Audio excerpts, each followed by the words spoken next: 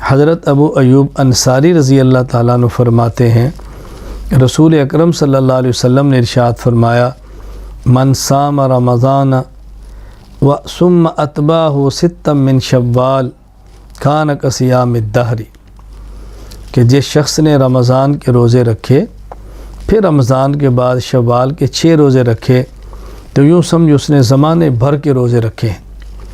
یہ صحیح مسلم میں حدیث موجود ہے۔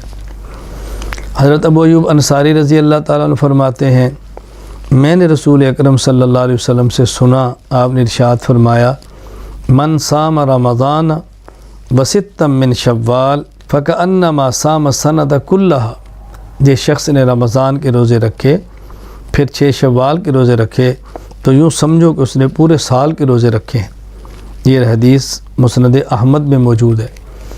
یہاں 3 باتیں اچھی طرح سمجھ لیں۔ پہلی بات یہ، ایک حدیث میں زمانہ بھر، ایک حدیث میں سال، مفہوم دونوں کا ایک ہی ہے۔ میں نے رمضان کے روزے رکھے پھر بعد میں 6 شوال کے روزے رکھے، تو جب سال بھر کے روزے رکھیں گے اور ہر سال ایسے کرے گا تو گویا پورا زمانہ اس کا روزوں کے اندر گزر گیا ہے۔ رسول اللہ صلی اللہ علیہ وسلم نے گویا شوال کے 6 روزوں کی ترغیب دی ہے۔ یہ پورے سال کا اجر کیسے ہے؟ حدیث پاک میں من جاء بالحسنۃ فلہ عشر امثالھا، انسان ایک نیکی کرتا ہے اللہ اس کا اجر کم از کم 10 نیکیوں کے برابر دیتے ہیں۔ رمضان 1 مہینہ روزہ رکھا 10 گنا اجر ملے گا تو 10 ماہ کا اجر مل گیا۔ شوال کے 6 روزے رکھے، اس کو یوں سمجھیں کہ 10 سے ضرب دیں گے تو 60 بنیں گے، اور 60 دن کا معنی 2 ماہ ہیں، یوں 10 ماہ اور 2 ماہ ملائیں گے تو 12 ماہ، پورا سال بن گیا ہے۔